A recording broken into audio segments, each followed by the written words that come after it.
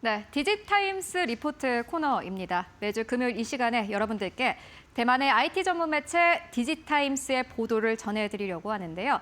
특히나 디지타임스의 보도는 반도체 업계에서는 선행 뉴스로 여길 만큼 굉장히 중요한 보도를 많이 하는 매체이기도 합니다. 이 금요일 이 시간을 통해서 앞으로 유의미한 뉴스들 많이 전달을 해드리도록 하겠습니다. 그럼 오늘의 첫 번째 뉴스부터 함께 만나보고 가시죠. 네, 먼저 첫 번째 소식입니다. 칩플레이션이라는 단어 여러분들 다들 들어보셨죠? 반도체 가격이 상승하면서 전체적으로 비용이 증가하고 있다라는 의미를 담은 단어입니다. 칩플레이션으로 인해서 삼성전자는 타격을 받고 있는데 애플은 고실적을 내고 있다라는 보도입니다. 자세한 내용 만나보시죠. 네, 디지타임스에 저희가 내용을 하나하나 가지고 왔습니다. 메모리 가격 급등으로 칩플레이션이 심화하고 있다면서 그런데 삼성전자와 애플이 보시다시피 완전히 다른 대응 전략을 내세우고 있다라는 보도가 나왔습니다. 일단 먼저 삼성전자부터 만나보시죠. 삼성전자의 경우에는요, 사실 매출은 유지를 했습니다. 그런데 비용 상승으로 인해서 수익성이 크게 훼손이 됐다라고 표현을 했는데요. 삼성전자의 경우에는 이 반도체 안에 들어가는 부품단의 가격이 올라갔기 때문에 여기 안에서 약간의 수익성이 훼손이 됐다라고 디지타임스는 논평을 했습니다. 그런데 애플은 달랐습니다. 이어서 만나보시죠.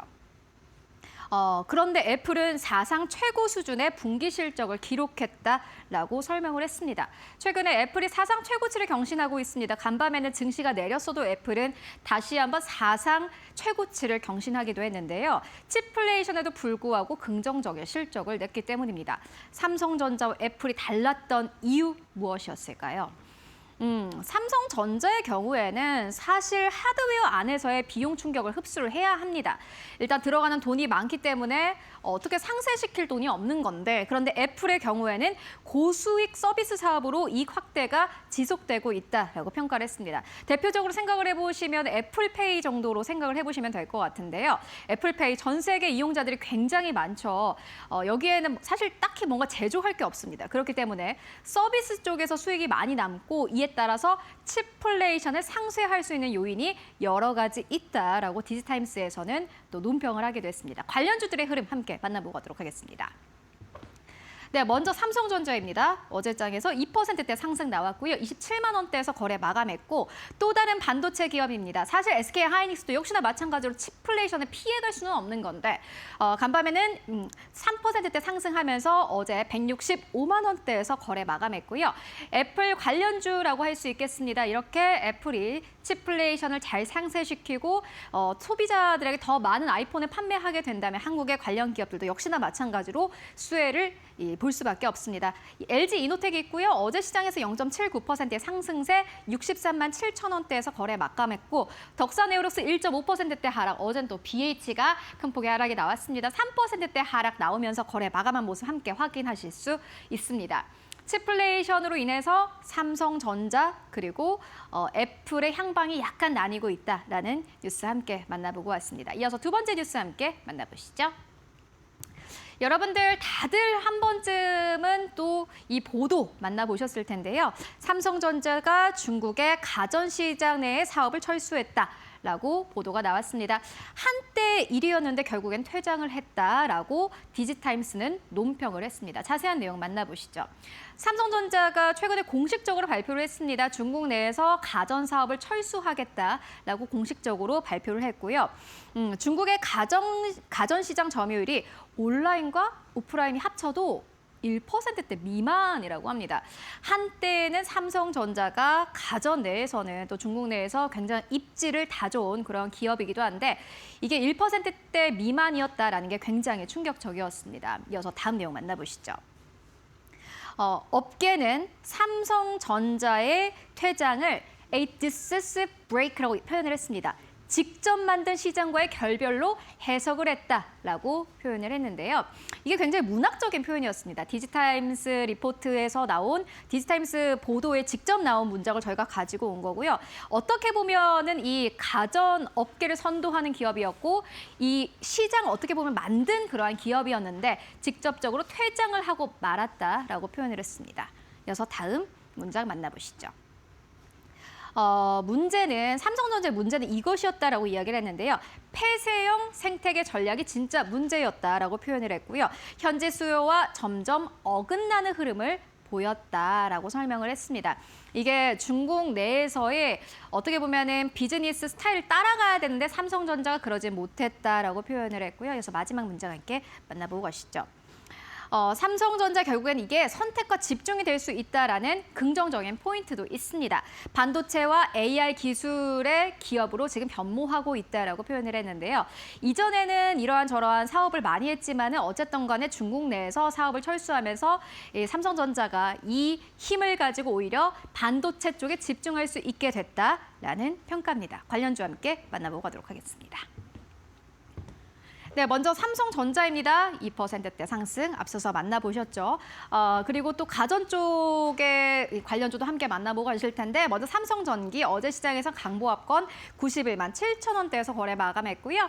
파트론, 대덕전자 그리고 LG전자까지 어제 시장에서 하락으로 거래 마감했습니다. 사실 삼성전자가 이렇게 중국 내에서 이 가전 사업을 철수하게 된다면 LG전자에게는 어떻게 보면 수혜일 수 있을 것 같다라는 전망도 함께 나오고 있습니다. 어제장에서는 밀리면서 15만 원대 아래에서 거래 마감한 흐름 함께 확인하실 수 있습니다.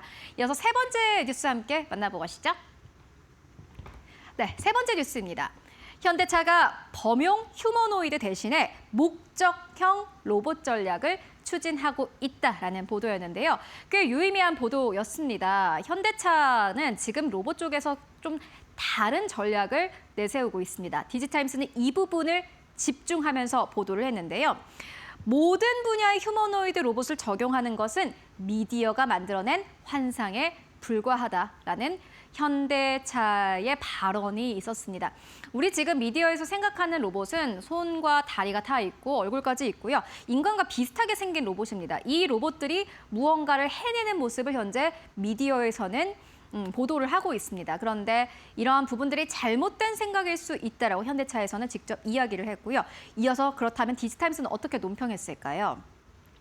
로봇의 가치는 형태가 아니다. Robots lies not in their form이라고 표현을 했습니다. 실제 문제 해결 가능 여부가 지금 로봇 산업에선 가장 중요한 것이 아닌가라는 논평을 냈습니다. 실질적으로 이게 인간과 얼마나 비슷하게 생겼는지 그리고 인간과 비슷한 관절을 가지고 있는지 이 부분도 물론 중요하긴 하지만은 이 부분보다는 중요한 것은 지금 우리가 가지고 있는 문제들을 정말 잘 해결할 수 있는가 그 여부가 중요하다라고 논평을 했습니다.